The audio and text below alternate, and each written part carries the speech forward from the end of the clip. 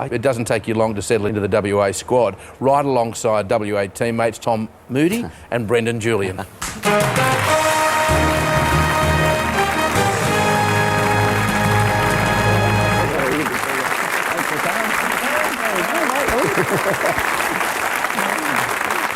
Tom, if I could start with you, he really did cop it initially, didn't he? Yeah, Adam came across and it was difficult. Even members, all supporters in Western Australia made it very difficult for him, and he touched on the story about the little boy, you know, giving it to him nice and sweet. But, you know, I remember those days very clearly, but what I did remember was the strong character that Adam had to be able to just, you know, switch off from that and concentrate on just doing the best he possibly could on the field of play. Yeah.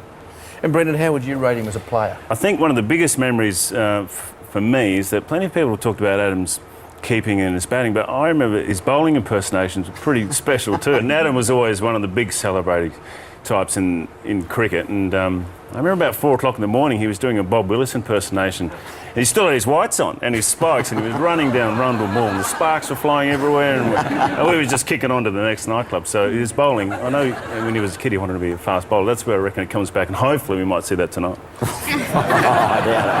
And from what we hear, 4 in the morning. and we've heard it's almost impossible to get you out of your gear. You almost go to bed in your whites, don't you? I have done, Yeah. several times. Yeah. Did that, You just learn from the more experienced guys around you what it means to be part of a team, and I don't think I've played with anyone that doesn't enjoy a celebration. Well, stay with us, because coming up we have a very special reunion for Adam Gilchrist. G'day, Gilly. Congratulations on the night, mate. You thoroughly deserve it. You're a true Australian champion in every sense of the word.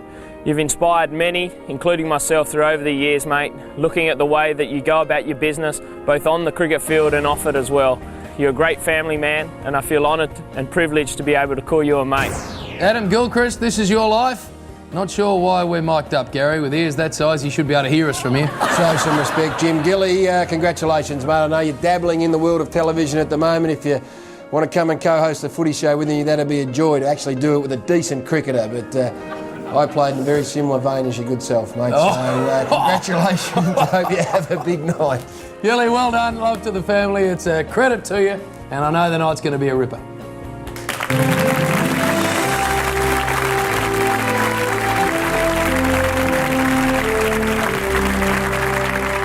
Adam, I hope you have a great night.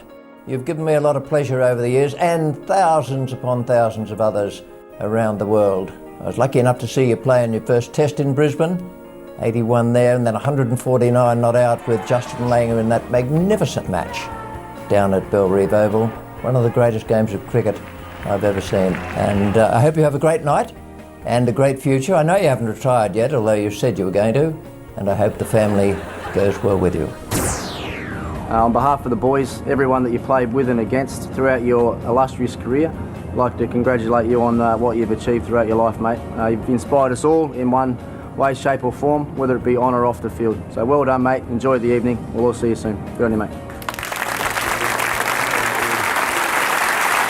Thanks for joining our tribute to cricketing great Adam Gilchrist.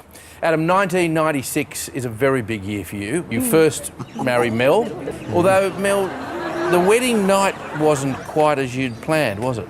No, the actual wedding went fantastically well. It was an amazing night. But then we were staying at a hotel in Ballina. Motel, I think you'd call it. Motel, yeah.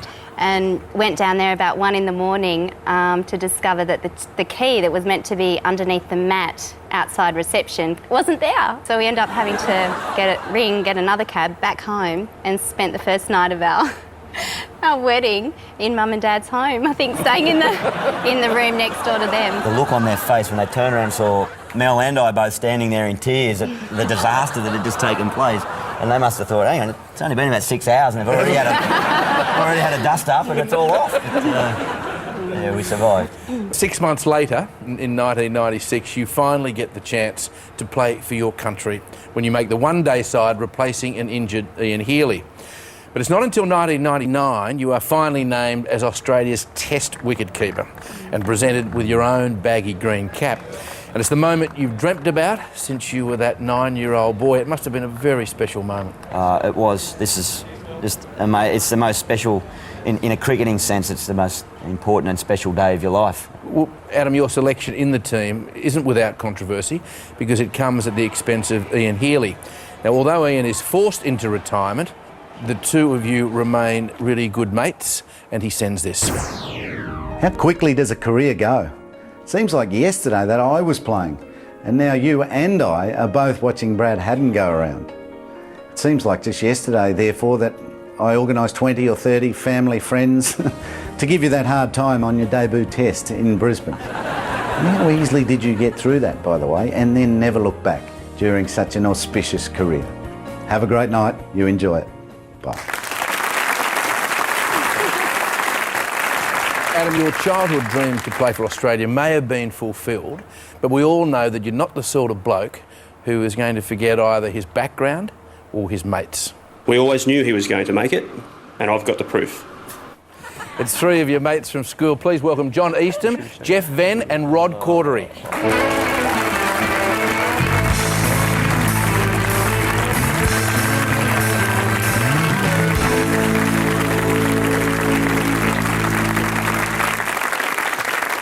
How did you know he was going to make it big? Oh, mate, he told us, Mike, basically. He grabbed my school diary and just wrote in there, "You better keep this, mate, because one day I'm going to play cricket for Australia, and it might be worth a few bucks," and he signed his name. What a big head. Now, there were four of you in the group growing up, wasn't there, John? Is that right? Yeah, there was, Mike. We called ourselves the Foreskins. Which was a name I stole off Dean, my big brother. He had three mates, and I thought that sounded like a pretty groovy name. So I don't think I even understood what it actually meant. It was four of us, and we're like blood brothers, sort of thing. But, Actually started out, there's probably more than four of us. I think there was about 6 or 7. But Adam liked the name so much that Dean told him that he had to cull it down to a group of 4. Ladies and gentlemen, would you please thank 3 of the Foreskins? Thank you.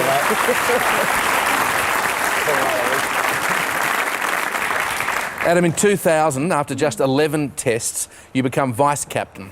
And alongside you is a person who forged a unique place in the Australian team over 5 long decades. Now, he may not have played for Australia, but he really is a member of the team in every sense of the word. Very important game this is. You have to be aggressive and bowl lie on length and get wickets. And keep the returns up to the keeper and watch the signals. Come on. Ladies and gentlemen from Adelaide, would you please welcome Barry Nugget Rees and former all-rounder Darren Lehman.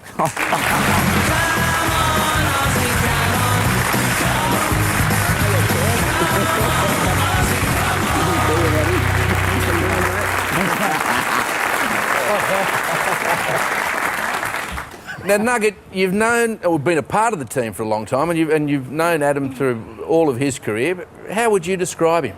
He's a great player, fantastic player. I was the first one. He told me about his retirement.